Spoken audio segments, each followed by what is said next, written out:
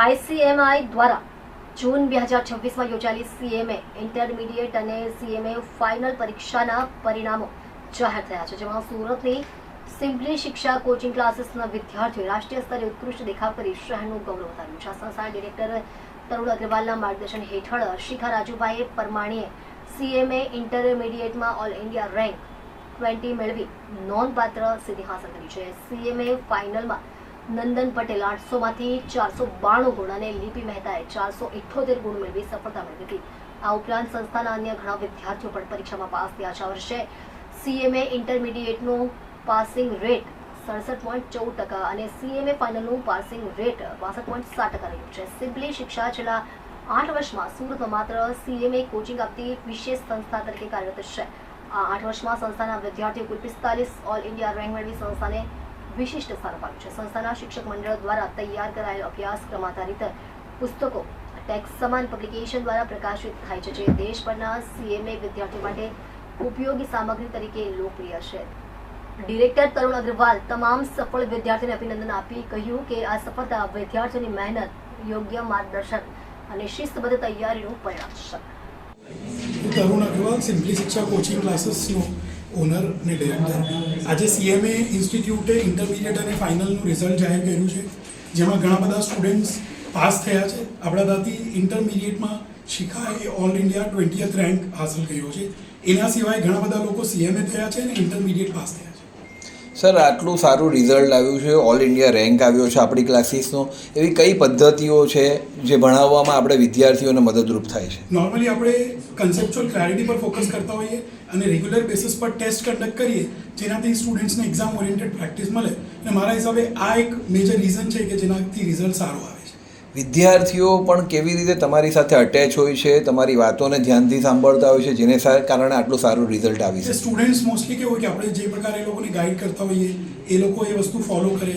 જે તમે એમને હોમવર્ક આપો કે જે રેગ્યુલર ટેસ્ટ આપવા માટે બોલાવો તો એ લોકો એ બધી વસ્તુ કરે, સખત પ્રેક્ટિસ કરે ને જે બી એમને ડાઉટ્સ હોય તે રેસ્પેક્ટિવ ફેકલ્ટી જોડે ક્લિયર કરે ને એના હિસાબે એ લોકોનો પરફોર્મન્સ ઇમ્પ્રૂવ થાય. સર, કેટલા વર્ષોથી આપણે આ ફિલ્ડમાં વિદ્યાર્થીઓને ભણાવીએ છીએ તે વિશે પણ કહો. આપણે છેલ્લા 10 વર્ષથી સીએમએનું કોચિંગ કરાવીએ છીએ અને અત્યાર સુધીમાં આપણે ટોટલ 45 ઓલ ઇન્ડિયા રેન્ક આટલા સમયમાં આપણે હાંસલ કર્યા છે. પહેલાંના 10 વર્ષ પહેલાંના અભ્યાસમાં અને અત્યારના અભ્યાસમાં શું ફરક છે? અભ્યાસ જોવા જઈએ તો આજથી જે 10 વર્ષ પહેલાં જે સિલેબસ હતું એ ઘણું નાનું હતું કે ઇઝી હતું. ત્યારે પાસ થવું એ વધારે ઇઝી હતું ને આજના સમયમાં જે સિલેબસ છે તે આજના સિસ્ટમ પ્રમાણે કે આજના એન્વાયરमेंट પ્રમાણે કે આજની જે लॉस છે એના હિસાબે બધું अपडेटेड છે. मेरा नाम लीना ललित पारक, मैं सिंपली शिक्षा की फैकल्टी हूँ. मैं लॉ, ऑडिट जैसे सब्जेक्ट्स टीच करती हूँ यहाँ पे. मैडम, किस तरह से आपने पूरे साल बच्चों को पढ़ाया जिससे इतना अच्छा रिजल्ट आ सका है?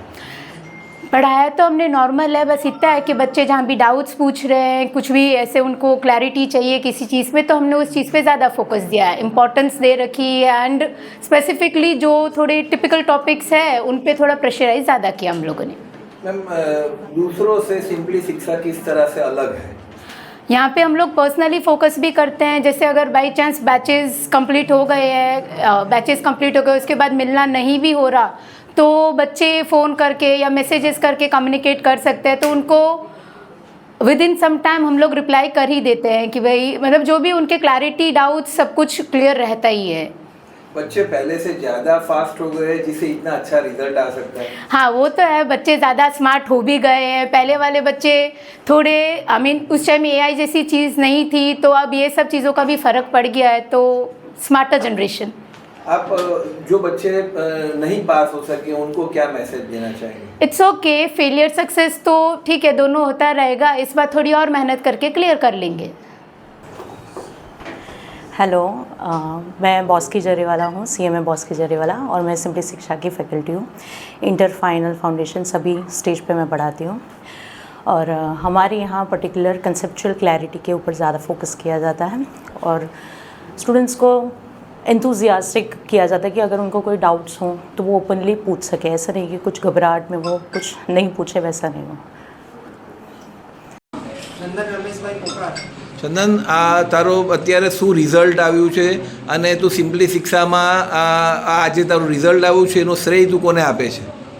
શ્રેય તો સિમ્પલી શિક્ષા આખી ફેકલ્ટીને આપીશ ને મારું રિઝલ્ટ 492 છે આ તારું જે રિઝલ્ટ આવ્યું છે એ રિઝલ્ટમાં તારા સબ્જેક્ટ વાઇઝ માર્ક્સ તને ખ્યાલ છે ખરા?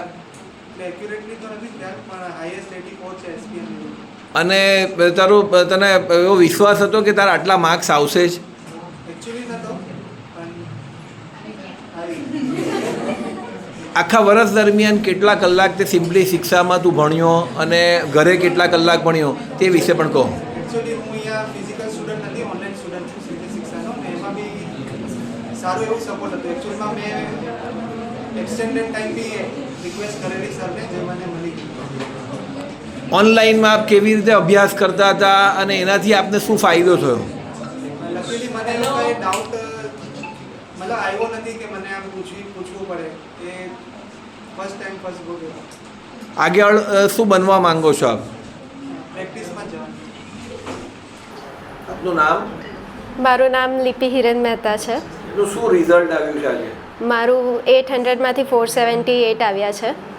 આ આપનું જે રિઝલ્ટ આવ્યું છે એનાથી આપ ખુશ છો ખરા કે આપને એવું લાગે છે કે આ ઓછા માર્ક્સ છે? ના, ખુશ છે, આશા કરતાં વધારે છે. આનો શ્રેય આપ કોને આપવા માંગો છો? હું આનો શ્રેય સિમ્પલી શિક્ષાની ફેકલ્ટી અને મારા પેરેન્ટ્સને આપવા માગું છું. આ આખા વર્ષ દરમિયાન તમને એવો વિશ્વાસ હતો કે આટલા માર્ક્સ આવશે તમારા? હા, તો ખરો કે પાસ તો થઈ જઈશું. કયા પ્રકારની મહેનત કરતા હતા? જે રોજ ટ્યુશનમાં ભણાવતા હતા તે જ ઘરે જઈને રિવિઝન કરવાનું, અને મેઇન એક્ઝામની 2 મહિના પહેલાં વધારે મહેનત કરી લેવાની હતી, અને જે બધી ટેસ્ટ સિરીઝ આવે તે કમ્પ્લીટ આપવાની. સિમ્પલી શિક્ષાની જે ફેકલ્ટીઝ છે એ તમને કેવી રીતે તમારા અભ્યાસમાં મદદરૂપ થઈ? જે પણ ડાઉટ આવતા હતા તે અમને તરત જ એ લોકો ક્લિયર કરી આપતા હતા, અને કોઈ વાર એક્સ્ટ્રા બી મતલબ અમને જરૂર હોય તો હેલ્પ કરતા હતા. લેક્ચર સમયે પણ એ લોકો તમને જે સમજાવતા હતા એ તમને કેટલું મદદરૂપ થતું? ખૂબ મદદરૂપ થતું હતું. ડાઉટ એનાથી ઓછા આવવાની શક્યતા વધી જતી હતી અમારી. એટલે આપનું નામ? કુશાંગ રૂપેશ કુમાર લાપસીવાલા. આ તારું શું રિઝલ્ટ આજે આવ્યું છે? આજે મારું 186 આઉટ ઓફ 4 પેપર્સ. આજે તારું રિઝલ્ટ જે આવ્યું છે એનો શ્રેય આપ કોને આપવા માંગો છો? હું મારા CMAના ફેકલ્ટી મેમ્બર્સ અને મારા પેરેન્ટ્સને આપવા માંગીશ, જેમણે મને બહુ જ સપોર્ટ કર્યો. CMAમાં અભ્યાસ કરવા આવ્યો એ પહેલાં તને એવું માઇન્ડમાં હતું કે ભાઈ તને આવો રેન્ક આવશે તારો, આટલા સારું રિઝલ્ટ આવશે? નહીં, મેં કોઈ દિવસ એક્સપેક્ટ જ નહીં કરેલું કે આટલા સારા રિઝલ્ટ આવશે. CMAની જાણકારી તને કેવી રીતે મળી કે તારા અભ્યાસ કરવાનો? CMAની જાણકારી એકચ્યુઅલી હું CA કરવાનો હતો, બટ સર પાસે આવ્યા પછી મને આઈડિયા આવ્યો કે CMA નામના પણ સર્ટિફિકેટ કોર્સ છે.